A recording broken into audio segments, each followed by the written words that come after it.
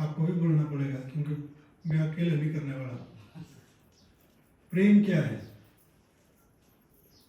Biblical जो प्रेम जिसके बारे में यहाँ पर बहुत तरह के प्रेम है, 5-6 तरह के। मैं गूगल कर रहा था सुबह, लेकिन बाइबल के अंदर 3 तरह के प्रेम के बारे में बात की गई है।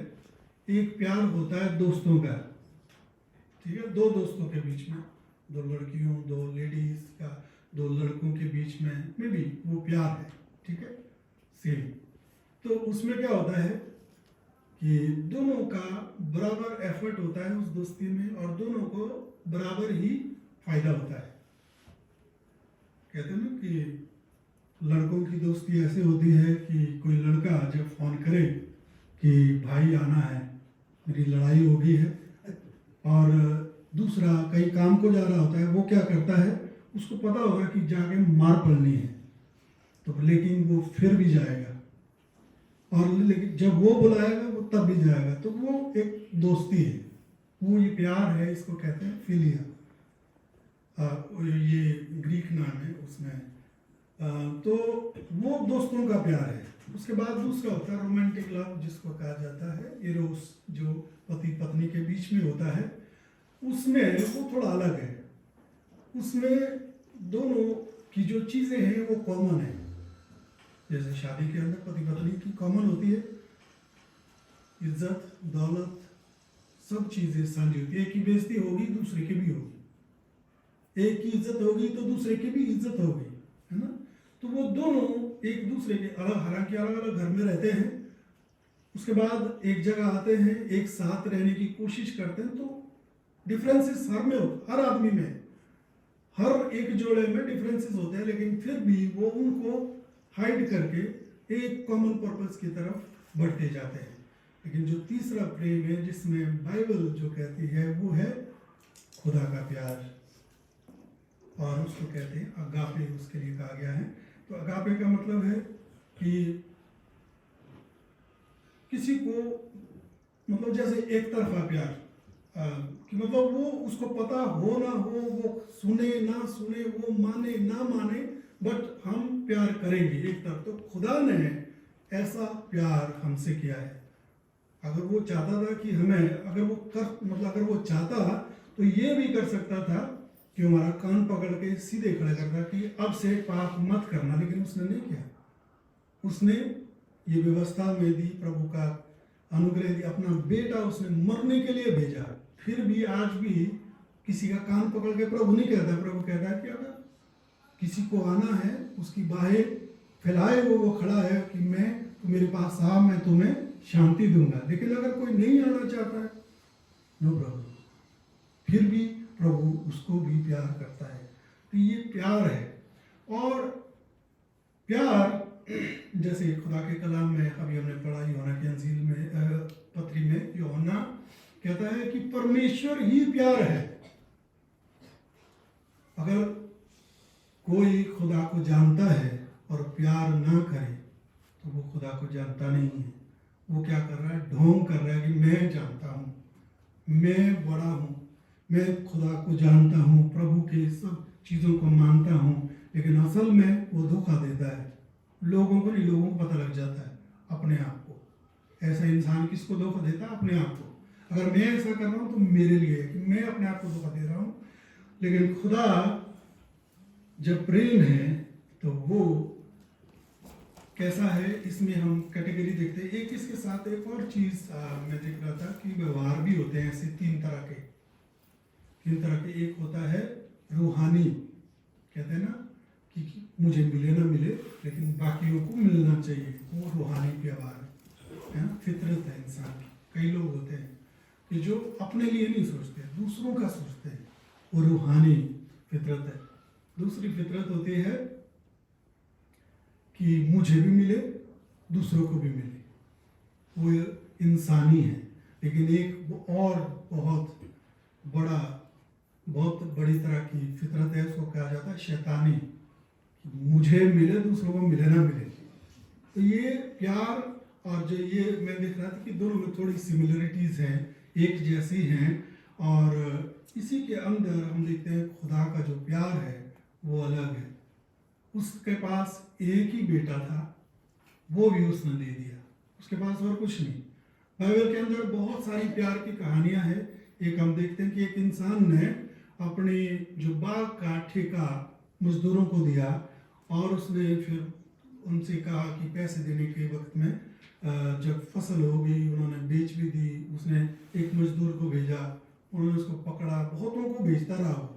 कईयों को उन्होंने मारा, कईयों को गालियां दी, कईयों को भगा दिया और कईयों को जान से मार दिया। लास्ट में उसने अपने बेटे को भेजा। वो भी प्रभु यीशु मसीह के बारे में है कि लोगों ने क्या चाहा कि ये तो वारिस है, इसको ही उड़ा दो, सब कुछ हमारा हो जाएगा। तो वो शैतानी जो फितरत इंसान की वहाँ प्रकट होती है। लेकिन प्रभु के कलाम में हमें कहते हैं प्रभु ने ही, प्रभु यीशु मसीह ने ही प्रेम को कलवरी के क्रूस पर सिद्ध किया है। और वो प्रेम उसने आपसे और मुझसे, हम सबसे किया है। और अब वो चाहता है कि हम भी वैसे ही एक दूसरे से प्यार करें। आज ये खुदा की करनी है कि आज कोटगल से भी, मैं कसौली से, भाई अमृतसर से, हम सब यहाँ इकट्ठे हुए। क्यों? प्रभु की ओर से, प्रभु की मर्जी है कि हम इकट्ठे हों, एक दूसरे से मिले और प्यार मोहब्बत हमारा बढ़े। वैसे प्यार मोहब्बत होता क्या है? ये एक दूसरे से मिलना जुलना, एक दूसरे की शुद्धि लेना, एक दूसरे की केयर करना, एक दूसरे को इज्जत देना, ये सब चीज़ें, ये सब जो खुदा की फितरत है, जो उसके गुण है, वो हम में प्रकट होने चाहिए। तभी हम कहेंगे कि हम एक दूसरे से प्यार करते हैं।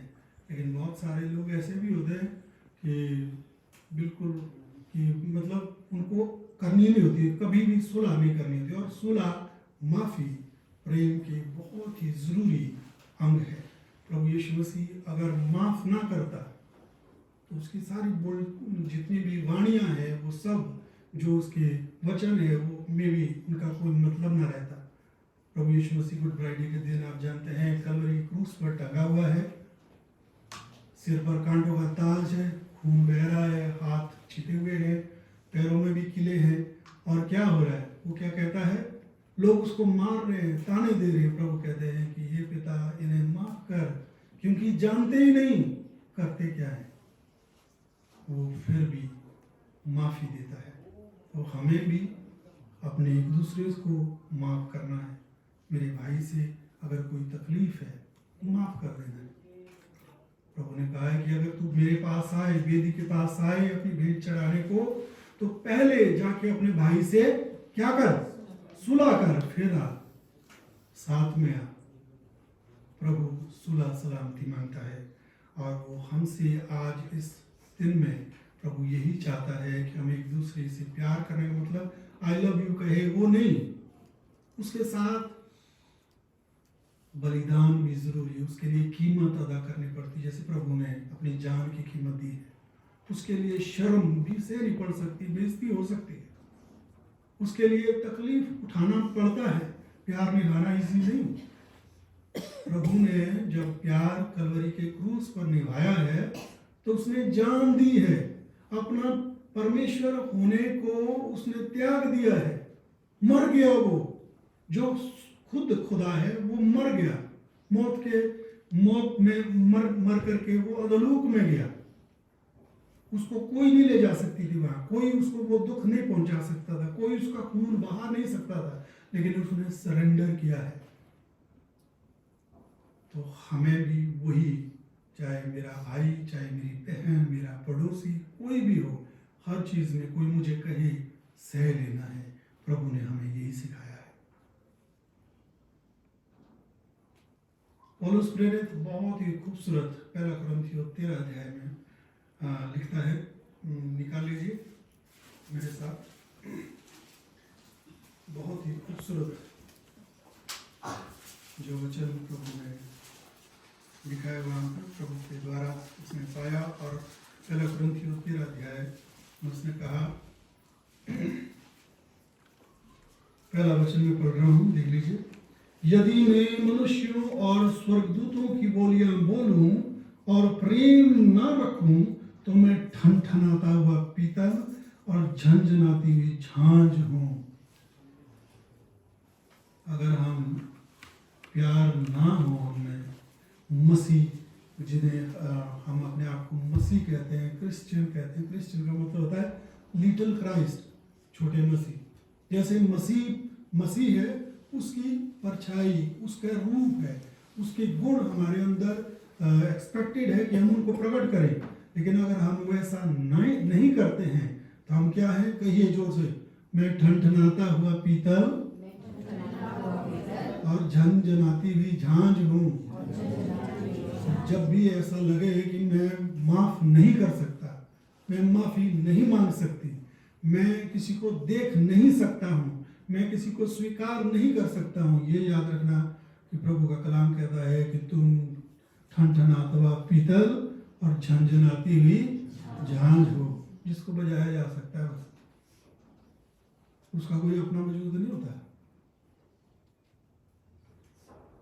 तो प्रेम का ये पूरा चैप्टर है, आप घर में पढ़ लीजिए, बहुत ही खूबसूरत है। और प्रेम बहुत बड़ा सब्जेक्ट है, बहुत बड़ी बात है, इसको समझना एक बार में पॉसिबल नहीं, लेकिन इसका एक्सट्रीम एग्जाम्पल यही है कि प्रभु ने अपनी जान आपके और मेरे लिए दी है। अगर किसी ने कोई हमारे लिए मर गया है, क्या उसके लिए उसको हम प्यार नहीं कर सकते? इसीलिए हम देखते हैं संत पौलुस को कि उसको उसकी जान के पीछे पड़े हुए थे। अगर आप प्रेरितों के काम 9 अध्याय में जो हमने पढ़ा है, आप देखेंगे कि उसको लोग मार डालना चाहते। अब ये भी उसने प्रभु का दर्शन पाया, उसने कहा कि मुझे मार डालो, कोई बात नहीं। उसने 39 कोड़े तक खाए हैं। उसको कितनी बार उसके जहाज टूट गए, समुद्र में वो गिर पड़ा, सांप ने काटा, लेकिन वो पीछे नहीं हटा, क्योंकि वो प्यार जो उसने पाया था वो उसे मजबूर करता था। इसलिए वो कहता है कि परमेश्वर का प्रेम मुझे विवश करता है, मुझे मजबूर करता है कि मैं प्रभु के बारे में कहूं। तो हमें भी वो प्रेम मजबूर करेगा। अगर कोई मुझे बुरा बोलता है, उसको भी माफ करने के लिए। अगर कोई मुझसे नाराज है, उसको गले लगाने के लिए, उसके पास जाने के लिए मुझे मजबूर करना चाहिए। प्रभु का प्यार। तो ये गीत जो हमने शुरू में गाया, मैं समझता हूँ कि मेरे जीवन के लिए सबसे बड़ा आशीष मिली है मुझे इसके द्वारा। और आप सब मुझे जानते हो मेरी ज़िंदगी क्या थी। ये आज मैं प्रभु के चरणों में हूँ, तो ये उसकी दया है, उसका रहम है, उसका प्यार है। उसके प्यार के अलावा कुछ भी नहीं है। कोई डॉक्टर मुझे ठीक नहीं कर सकता था। कोई भी ऐसा, किसी भी तरह का कोई भी बड़ा आदमी मुझे किसी बड़े ऐसे प्लेटफॉर्म पे खड़ा नहीं कर सकता था, क्योंकि मैं पापियों में सबसे बड़ा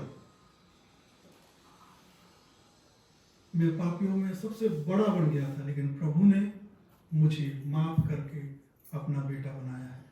प्रभु ने मुझे आशीष दी है, तो प्रभु ने आपको भी दी होगी। आपकी अपनी कहानी है, सबकी अपनी अपनी कहानियाँ होती है।